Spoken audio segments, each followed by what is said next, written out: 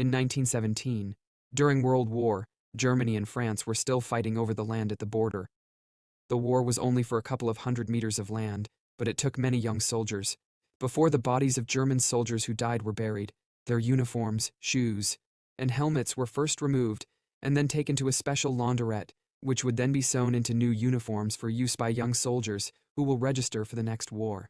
On the other hand, in North Germany, there were 4 new teenagers arriving at their school, named Paul, Albert, Ludwig, and Franz Paul. At that time, Paul told his friends that apparently his mother didn't allow him to join the army. During those years in Germany, teenagers at their age were allowed by the school to join the army as long as they were approved by their respective parents. His friends mocked him because of his story. Franz then suggested Paul falsify his mother's approval letter so that the 4 of them could go to war together. In school, before submitting the letter of approval, the principal gave a motivational speech to encourage his students who were going to war. There was no expression of fear there. The innocent students continued to smile happily while hearing the principal's speech. They didn't know how cruel and terrible it was on the battlefield.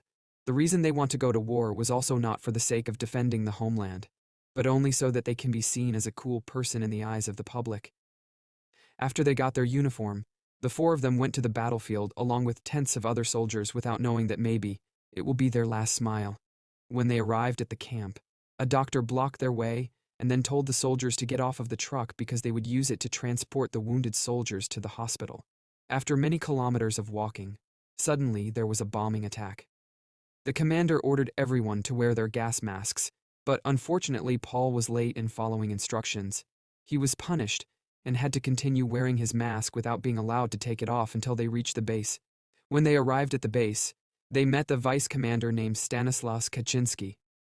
Different from the last commander, Kat was a nice man and didn't seem to be a strict person like the commander. That night, the enemy was still nowhere to be seen.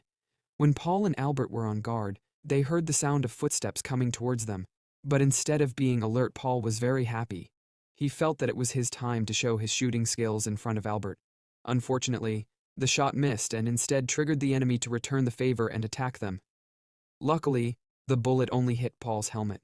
Due to the incident, Paul was shocked. Suddenly, an enemy attack came. The commander ordered all his men to take cover.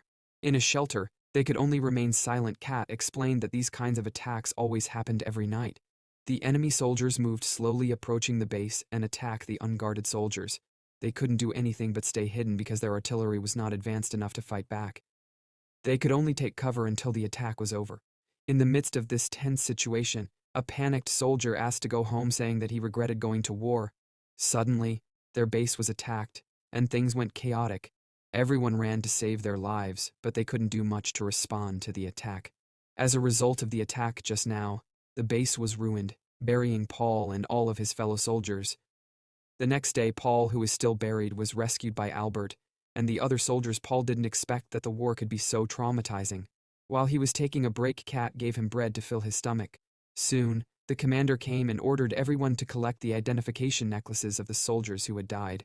In the necklaces, there were names and addresses to give to their respective families. While collecting the necklaces, Paul accidentally stepped on Ludwig's glasses. In a panic, he immediately looked for his friend, and how surprised Paul was when he saw Ludwig's dead body lying between the corpses. He was so sad but realized that there was no time to cry. He stood back up and continued to collect the necklaces of other soldiers who had fallen. Now, Paul had realized that his nightmare had just begun. 1 year had passed, and Paul seemed to be used to living in the raging war. One day, when Paul was out for a walk together with Kat, they saw a small farm near the forest. It had been a long time since they had eaten something nice, so they planned to steal livestock from that place. Kat entered the farm while Paul stood guard outside. After waiting for quite some time, suddenly, a gunshot was heard from the inside. Turned out, the farmer found Kat stealing their goose and tried to shoot him. Thankfully, they managed to run away and return to the base safely. At the base, Kat called Paul, Albert, Franz, and a soldier named Jaden to taste the goose he cooked. They were all very happy, as if it was their first time tasting good food. During their meal, they joked around, laughing and trying to comfort each other so they could forget the never-ending war. The next day, while peeling potatoes, the 5 soldiers saw 3 women passing by. Since they had not talked to or even seen a woman for a long time, they were so enchanted. That among them, only Franz was the one who dared to approach and escort the three women home. Seeing the bravery of his friend Albert was jealous. That afternoon, when Paul was writing a letter to his family at home, Kat came asking for help to read a letter from his wife. In the letter, Kat's wife wrote that she missed her husband, and she couldn't wait for Kat to come home so they both can go to their child's grave.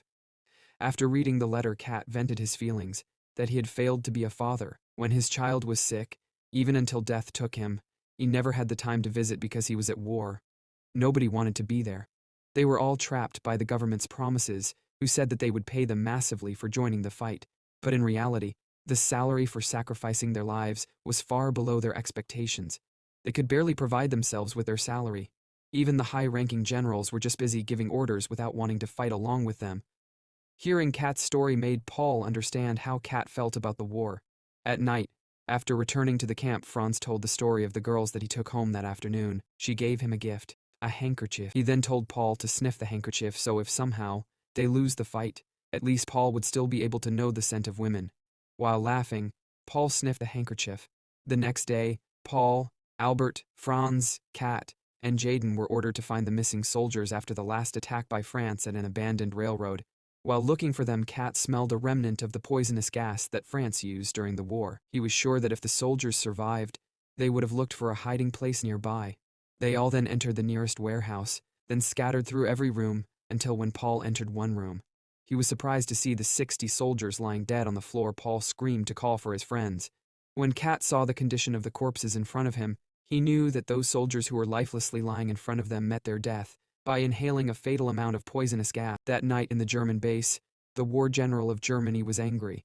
He was annoyed with the decision that the government made by humbling themselves to France and begged for the war to stop. Even though Germany did not have tanks or great combat equipment, he still believed that his troops would be able to win the war. The general then ordered his assistants to prepare for tomorrow's attack. For him, peace was only for weak people. The next morning, the delegacies between Germany and France met on a train. One of the German delegacies, named Matthias, begged the French to stop their tanks from attacking their troops because they had lost way too many soldiers on the battlefield. The French delegacies then gave him a folder containing several agreements that the Germans should sign. The French give Germany 72 hours to negotiate, and as long as the negotiations had not been legally signed, the war would continue as usual. Meanwhile, on the battlefield, the German soldiers were preparing to start an attack, but not a single soldier looked enthusiastic. Deep down, they were very fed up and hoped that this war would end soon. They wanted to go home and be together with their families again. When everything was ready, they started the attack. In the middle of the war, France's tanks showed up and tore apart the formation of the Germans. Despite their limited and patch-up weapons, they still fought against the tanks, but the tanks were not a match for them. The bullets barely did a scratch, and the tanks continued to crush the bases and sent German soldiers running for their lives. France soldiers joined the attack with their more advanced weapons, including a flamethrower that they used to burn alive the remaining German soldiers they could find. In the midst of panic, Paul saw with his own eyes that his friend Albert was burned alive by French soldiers. Paul was very scared and kept running back to the trench. There, the commander ordered Paul to hurry up, carrying as much ammunition as he could carry. There was no time to grieve. After collecting as much ammunition as he could, Paul continued to run away until accidentally, while running with heavy ammunition in his back, Paul tripped over a rock and fell into a hole. Afraid an opposite soldier would find him, he played dead. Suddenly, he realized that a French soldier was standing behind him, ready to shoot him dead. Luckily, another German soldier shot the French soldier first. He fell into the hole and Paul took his chance to kill him. He grabbed his knife and stabbed the French soldier many times. When the French soldier was dying, Paul began to realize and regretted his decision to kill him. Without him realizing it, the war had turned him into a heartless killer demon. When Paul checked the French soldier's identification, it turned out that the person whom he had just killed was the same as him. They both had families and were caught up in this war. There was nothing Paul could do but keep apologizing for what he had just done. On the other hand, on the train where the negotiations were held, the German delegacies protested because the contents of the agreement letter from France did not make sense and seemed to corner Germany. If they signed the letter, it was as if Germany had surrendered from France, so it would be better if the ceasefire was cancelled, or in other words, the war would continue. Even if Germany lost, they would lose in honor and would still be feared by other countries. Hearing that, Matthias reminded them that they were not arguing about who is the stronger, but to save the lives of thousands of young German soldiers who were fighting desperately on the battlefield, even though they know that the war was impossible for them to win. After the negotiation between the German delegacies ended, both countries' delegacies met back for the negotiations. During the negotiations, Matthias said that government would try their best to fulfill the condition from France. In front of the French, Matthias and 2 other German delegacies signed the agreement letter. After the agreement was signed, the French said that from the next day, on November 11, exactly 11 at noon, the war between Germany and France was declared over. Meanwhile, in the camp, Paul was confused about why the soldiers were cheering and congratulating each other. One of the soldiers there told him that the government had broadcasted that the war between them and France would end the next day at 11th. Soon, they would all be able to go home and meet each other's families. Paul was very happy, but there was an important thing he had to do, which was to look for the whereabouts of his friends. Paul went to the treatment room.